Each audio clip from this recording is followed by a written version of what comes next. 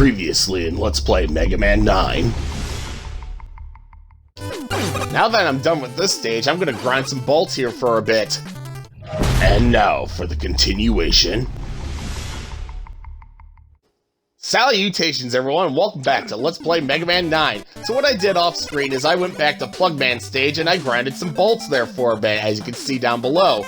And with these bolts, I'm going to buy the energy balancer because I love this thing. I don't have to switch out my weapons anytime my weapon energy is low and I get some weapon energy. So that way, it helps me maintain all my weapons. The other thing I'm going to get is the mystery tank. And the mystery tank does just what it does in Mega Man 5. It recharges all your health and your weapon energy by using it. The other thing it can do is basically when you have full health and you use it and enemies are on the screen, they all turn to 1-ups.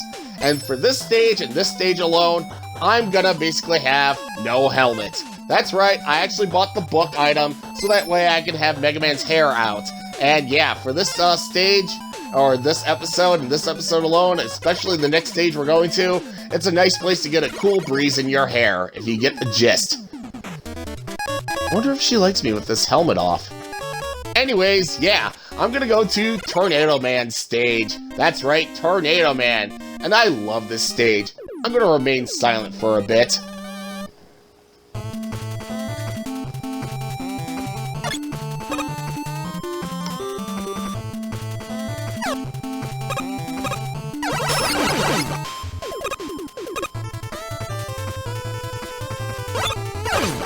Yeah, I love this music. It's so awesome. Anyways, with this platform here, basically when you jump on it, it spins you up and down and everything, and it kind of gets a little bit crazy. But what you want to do is when you're on that thing, you want to jump carefully when you're angled upward, so that way you fly upward when you're jumping. Otherwise, if you're angled downward, you're just going to instantly drop. And as you can see here, we have all these spikes, we have, bottomless pit, so... yeah, if you make the wrong type of jumping, or you jump at the wrong time, yeah, you're just gonna drop down and die. And, yeah, that could be quite the problem. So, try to time out your jumps carefully, people. That's the best advice I can give. Other than that, a lot of people like to go to this stage later after they get Rush Jet. And for me, I can actually go through this stage and tolerate it going up and down those platforms and whatnot. But I don't really have much of a problem. But this part here, we actually have some ice, and the ice is kind of annoying. So for me to not deal with that shield guy down below and actually, not deal with the ice the way it is I basically use a black hole bomb. And yeah, the ice basically causes you to kind of have a delay jumping or delay moving basically. And to move a little bit easier in this stage, I just jump around mostly because that ice is quite the nuisance in my opinion. So... but you go up ahead here, and what do we have? We have Sniper Joe. So, yeah, guys, like typical Mega Man fashion, yeah, Sniper Joe is back, so there you go. And all we have to do is go up here, and there's a Sniper Joe, and, hey, have I seen those things before? I don't know. I guess this is Mega Man 9, and they always have to introduce some new enemies or something like that. But yeah, I decided to use Rush Coil, get that bolt there, and just move along the way, so there you go, guys. Yeah, I just have to move upward, not downward. But here we have rain coming down, and first thing I do is I get Jewel Man's ability because, as you can see, umbrellas keep coming down.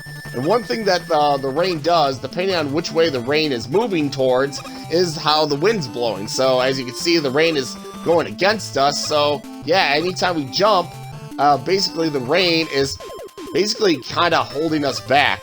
As long as you push forward on the D-pad, the rain's not really going to bother you too much. As you can see here, the rain's now going the opposite direction, so now, anytime we jump and go to the right, it's going to push us further to the right, so there you go.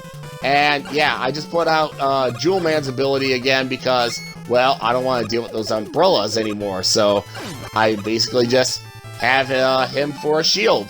But yeah, here we are at Tornado Man already, and Tornado Man... quite the interesting boss. Well, not really.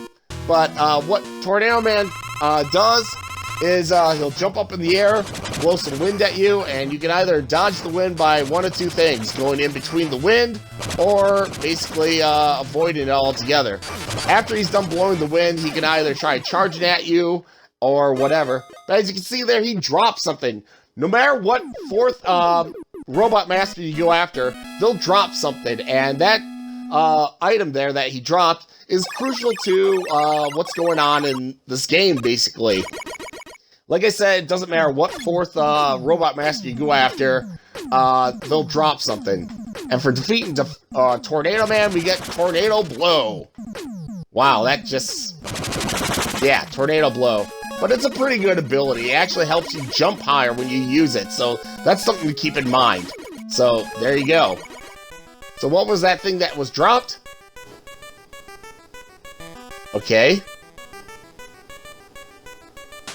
You figured out something, huh? So, what is it?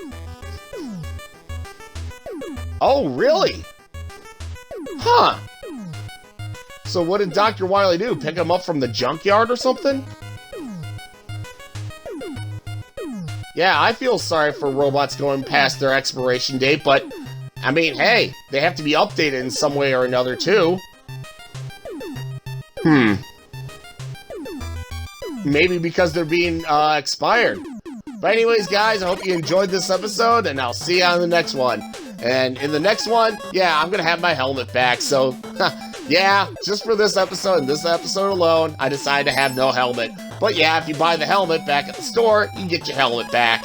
So there you go, guys. And I can also buy another E-Tank, so I'm gonna do that. So, there we go, guys. Anyways, I hope you enjoyed this episode, and I'll see you on the next one.